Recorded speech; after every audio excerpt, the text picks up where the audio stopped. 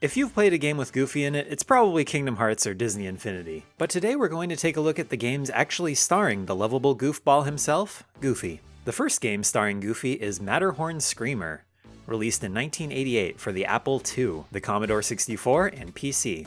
Goofy's name isn't in the title, which is a little strange, but you do play as him. In Matterhorn Screamer, players must climb the mountain and collect flags while avoiding mountain goats and abominable snowmen. Supposedly on certain screens, bobsleds and skyway buckets float past and Goofy can jump aboard to reach platforms he couldn't get to normally.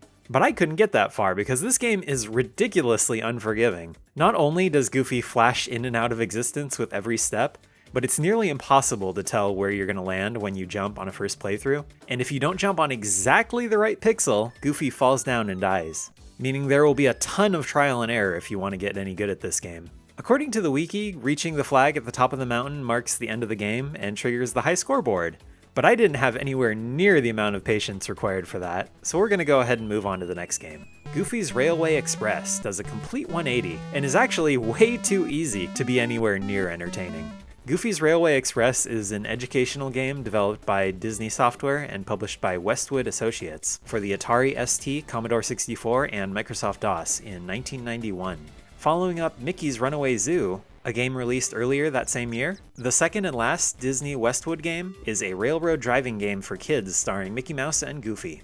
Drive around town, pick up passengers, and learn all about switching rails and various traffic signs.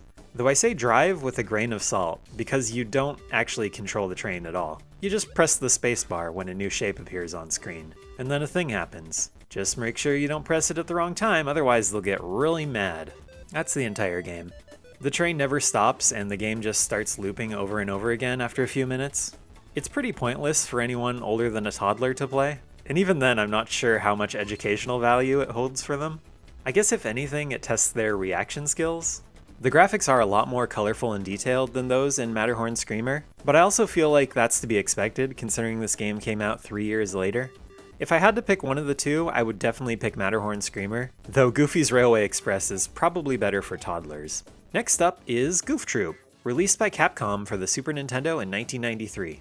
It's insane how much of a jump in quality this game is from the last two, considering it came out just 2 years later. It looks, plays, and sounds so much better. If you know about any game starring Goofy, it's probably this one. Goof Troop is an action-adventure puzzle game loosely based on the Disney Afternoon cartoon of the same name, where you're tasked with adventuring through a hostile pirate island. Goof Troop was never one of my favorite Disney cartoons, so for those of you that did watch a lot of Goof Troop, was there an episode with pirates in it? In the game, you get to choose to play as either Goofy or his son Max, or both if you're playing co-op. I played as Goofy because I kind of hate the Goof Troop version of Max.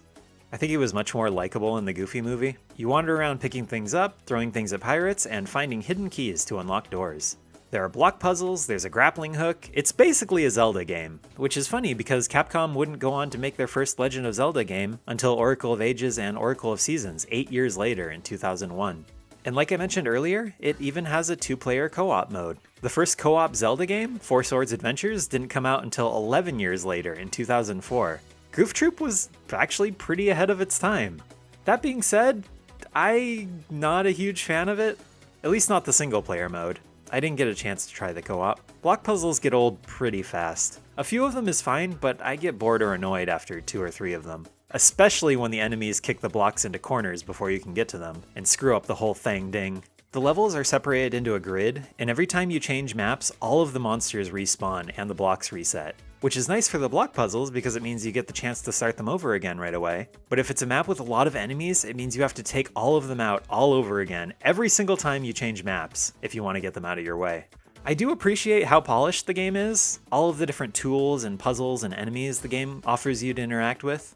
I like how fast it plays compared to some other puzzle games from this era, and I imagine I would have loved this game if I played it back when it came out, but now there are definitely better games to play out there.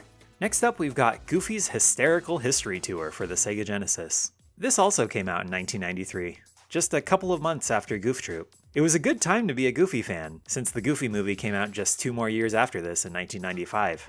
And yeah, this one's pretty good too. Like, at least objectively. It looks good, it sounds good, the controls are pretty good, but the maps can be a little lacking in variety, and as a result, difficult to navigate at times. In Goofy's Hysterical History Tour, you play as Goofy the janitor. Apparently, he got a job as a janitor at Ludwig von Drake's History Museum. Ludwig wants this place spotless, and Goofy's like, "Don't worry, I'll clean the place up with my new invention, the extendo hand." Since when is Goofy an inventor? Pete's all like, "I'm gonna take these hats from the museum exhibits and put them in different places and make it look like Goofy did it. That'll show 'em." So Goofy starts daydreaming about the dinosaur exhibit while cleaning, and that's where the game starts proper.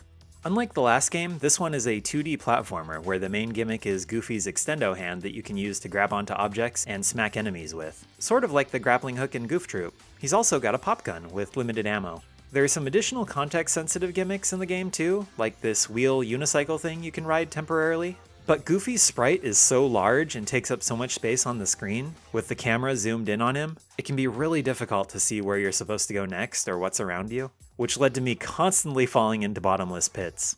But the absolute worst thing about this game is the lack of checkpoints. I really didn't want to continue past level 5 or 6 in the game because there isn't a single checkpoint in any of the levels, meaning if you make one little mistake and fall into a bottomless pit, you have to start the whole level over again. And I really don't like playing games with save states if I can avoid it, so I don't think I'll be revisiting this game. Next is Goofy's Funhouse for the PlayStation 1, released in 2001. So this is kind of like a point-and-click adventure game, right? Except you don't point and click because you're playing with a controller, and there is no adventure. The majority of the game takes place inside of Goofy's house. He's got a bunch of photos of himself hanging around everywhere, and I was thinking, oh, maybe this is like the hub world, and you can jump inside of them and go to the real levels like in Mario 64. And that's sort of the case, but the real levels are just mini-games. And only some of the photos can be interacted with. And you can't tell which ones they are until you walk up nice and close to them. And in order to access the mini-games, you have to slowly and meticulously search Goofy's house from top to bottom, scouring every little nook and cranny for the items that go in each photo. But you only need items for some of the photos. But you also don't know which photos need them, again, until you walk up next to them and interact with them. I played a few of these minigames, and they were okay, but it's just such a pain to navigate Goofy's house. It is sort of interesting getting to see a fully explorable 3D rendered interpretation of what Goofy's home would look like, but he moves so slowly. There's a huge delay anytime you try to interact with anything. The loading screens are long, the frame rate is terrible. It's just not worth it at all. Did they whitewash Powerline? Let's move on to the last game. Disney's Extremely Goofy Skateboarding, released on PC in 2001. Surprisingly, the same year as Goofy's Funhouse, but a full year after an Extremely Goofy movie was released. I have to wonder if this was meant to be a movie tie-in title, but then it just kept getting delayed or something. This is probably my favorite out of all of these games.